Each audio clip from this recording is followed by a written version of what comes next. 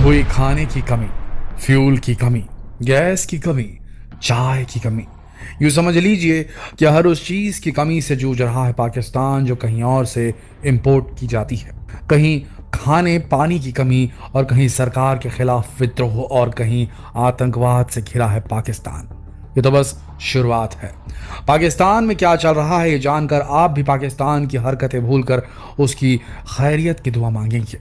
ऐसी ऐसी तकलीफें झेल रहा है पाकिस्तान जिस सुनकर भी आपके रोंगटे खड़े हो जाएंगे। यहां तक कि अपने सिटीजन्स की बेसिक नेसेसिटी भी पूरी नहीं कर पा रहा है। पाकिस्तान के प्रधानमंत्री शहबाज शरीफ का दर्द पूरी दुनिया के सामने छलक पड़ा है। कभी क्लाइमेट क्राइसिस तो कभी इकोनॉमिक क्राइसिस, और इस बार तो दोनों की मार एक साथ पड़ी है पाकिस्तान पर। ऐसे हालात में कैसे पहुंचा पाकिस्तान, कौन है इसका जिम्मेवार? दोस्तों, आज हम इस वीडियो में आपको बताएंगे कि पाकिस्तान में आखिर हो क्या रहा है और उसकी असली वजह क्या है। क्या कहना है पाकिस्तान के प्रधानमंत्री का? दोस्तों, हर बार जब पाकिस्तान में कुछ भी होता है तो पाकिस्तान अपना ही कोई लॉजिक लगाकर भारत पर उंगली उठाने लगता है। कहता है ये भारत ने ही सब कुछ किया है जिसकी वजह से पाकिस्तान की अपॉर्चुनिटी मिस हो गई। लेकिन अब क्या कहना है पाकिस्तान का? अब तो इन हालातों के जिम्मेदार खुद पाकिस्तान की सरकार ही है। अब किस मुंह से पाकिस्तान भारत पर दोष मढ़ेगा? दोस्तों, इस बार तो पाकिस्तान को दोष लगाने का होश ही नहीं है। पाकिस्तान के प्रधानमंत्री इस चिंता में डूबे हैं कि कहीं पूरा देश ही न बिक जाए, क्योंकि हालात कुछ ऐसे ही हैं। कुछ दिनों पहले तक तो खबरें आई थी कि पाकिस्तान में गैस खत्म होने वाली है और लोगों को प्लास्टिक बैग्स में चोरी छिपे गैस भरकर असुरक्षित तरीकों से अपने घरों तक पहुंचानी पड़ रही है। पाकिस्तान में बिजली बचाने के इंस्ट्रक्शंस अनाउंस किए गए थे। यहाँ 8:30 बजे के बाद मार्केट्स की सभी शॉप्स बंद हो जाती हैं ताकि बिजली बचाई जा सके। लोगों को 9 बजे से पहले ही अपनी लाइट्स ऑफ करके सो जाने की सलाह दी गई थी। फ्यूल के लाले पड़े हुए हैं और दूसरे देशों से फ्यूल खरीदने के पैसे तक नहीं है पाकिस्तान के पास, और अब यहाँ खाने की भी कमी हो चुकी है। पाकिस्तान के प्रधानमंत्री ने लोगों से अपील की है कि वो अपने 1-2 वक्त की चाय पीना बंद कर दे, क्योंकि चाय बहुत कम बची है और इंपोर्ट करने के पैसे नहीं है। दोस्तों, पाकिस्तान की महंगाई के बारे में सुनकर आपके पैरों तले से जमीन खिसक जाएगी। पाकिस्तान में अगस्त 2022 में एडिबल ऑयल का दाम था 600 रुपए पर लीटर, घी 700 रुपए पर लीटर, दिसंबर से आटा 160 से 170 रुपए पर केजी, गैस 1200 रुपए पर केजी के दाम पर बिक रही है। यहाँ इन्फ्लेशन 30 से 40% तक बढ़ चुका था। 2022 में ये हो गया था। 2023 के हालात तो और भी बदतर होने वाले हैं। और लेटेस्ट न्यूज़ तो ये है कि पाकिस्तान के प्रधानमंत्री ने खुद ट्वीट करके विश्व को ये जानकारी दे दी है कि उनका देश फूड क्राइसिस, खाने की कमी की कगार पर है। 10 जनवरी को पाकिस्तान के प्रधानमंत्री ने ट्वीट किया है कि क्लाइमेट क्राइसिस ने पाकिस्तान को इतनी बुरी तरह प्रभावित किया है कि पाकिस्तान अपने सस्टेनेबल डेवलपमेंट गोल्स भी पूरे नहीं कर पाया। दोबारा बिजनेस को पहले वाले हालात में पहुंचा पाना तो बहुत दूर की बात है। उन्होंने विश्व से अपील की है कि वो उनके साथ सांत्वना रखे। डिजास्टर के अंधेरे को अपॉर्चुनिटी के उजाले से ही दूर किया जा सकता है। दोस्तों, यहाँ शहबाज शरीफ पाकिस्तान में आई बाढ़ की बात कर रहे थे। इसी के नीचे उन्होंने ये भी लिखा कि उन्होंने रेजिलिएंट पाकिस्तान कॉन्फ्रेंस में पाकिस्तान की लंबे समय तक चलने वाली रिकवरी, रिहैबिलिटेशन एंड रिकंस्ट्रक्शन की ज़रूरतों को आउटलाइन किया है। ये भी एक्सप्लेन किया है कि कैसे बाढ़ उनके देश में लर्निंग, हेल्थ और इंफ्रास्ट्रक्चर लॉसेस का एक बड़ा कारण बन गई।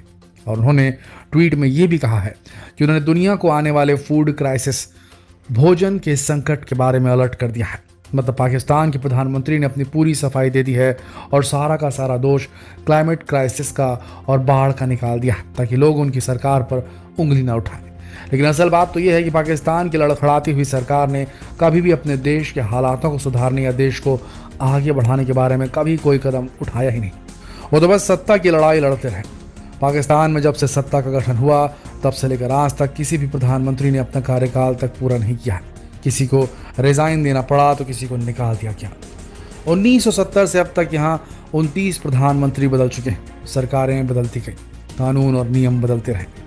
राजनेता खुद को पिछली सरकार से बेहतर साबित करने में लगे रहे और उसका खामियाजा भुगता देश ने और देशवासियों ने। ऐसे में एक तरफ चाइना राजनेताओं के झगड़ों का फायदा उठाकर पाकिस्तान में घुसता चला गया और एक तरफ आतंकवाद सरकार की नाक के नीचे पनपता चला गया। परिणाम आपके सामने है। दोस्तों ये भी सच है कि बाढ़ ने पाकिस्तान को बहुत बुरी तरह से प्रभावित किया और पाकिस्तान के निवासियों का जीवन अस्त व्यस्त हो गया। लेकिन सारा दोष बाढ़ का नहीं निकाला जा सकता।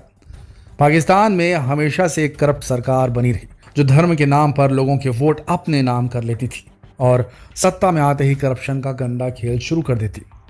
इमरान खान का ही उदाहरण ले लीजिए, जो अपनी स्पोर्ट्समैनशिप स्पिरिट के साथ राजनीति में आए थे। लोगों ने उनके ऊपर यकीन किया, लेकिन उन्हें तो अपने कार्यकाल में अपनी जेबें भरने से ही फुर्सत नहीं मिली।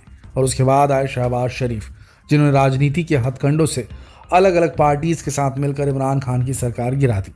उनके खिलाफ नो कॉन्फिडेंस मोशन लाए और साबित कर दिया कि वो करप्ट पीएम है। और आज तक भी शहबाज शरीफ पॉलिसीज बनाने की बजाय इमरान खान की गलतियां गिनाने में ज़्यादा फोकस करते हैं, जबकि वो लगातार 4 बार पाकिस्तान में पंजाब के चीफ मिनिस्टर रहे हैं और पूरे देश को वो एक एलिजिबल प्रधानमंत्री लगते थे। लेकिन पाकिस्तान में उनके आने के बाद भी कुछ नहीं बदला। आज हालात ये हैं कि पाकिस्तान की इंपोर्ट जहां $90 बिलियन हैं, वहां उनके एक्सपोर्ट्स यानी जो पाकिस्तान की कमाई है वह आधी भी नहीं है, केवल $30 बिलियन है।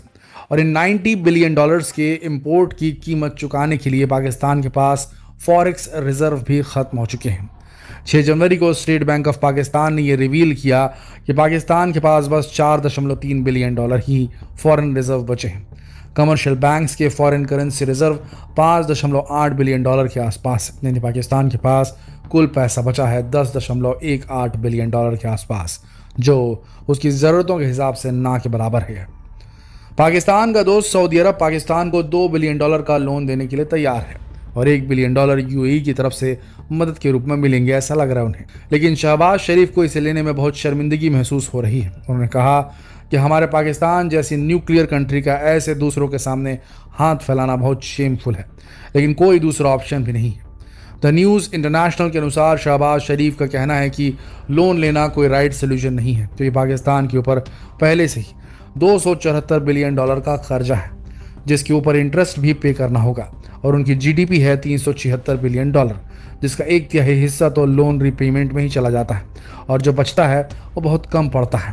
तो अगर पाकिस्तान को और लोन मिल भी जाएगा तो ये आगे चलकर सिचुएशन को और भी ख़राब कर देगा, क्योंकि एक न एक दिन ये कर्ज चुकाना भी तो है। दोस्तों, पाकिस्तान को आने वाले 3 महीनों में $8 बिलियन से भी ज़्यादा का कर्ज चुकाना पड़ेगा। और जैसे कि हमने बताया कि पाकिस्तान के पास $10.18 बिलियन ही बचे हैं। ऐसे में चीन भी पाकिस्तान को मदद के रूप में कुछ रकम देने को तैयार है, लेकिन चाइना से मदद लेने का मतलब है पूरे पाकिस्तान को ही दांव पर लगा देना। दोस्तों, क्या लगता है आपको, क्या पाकिस्तान उभर पाएगा इस इकोनॉमिक क्राइसिस से?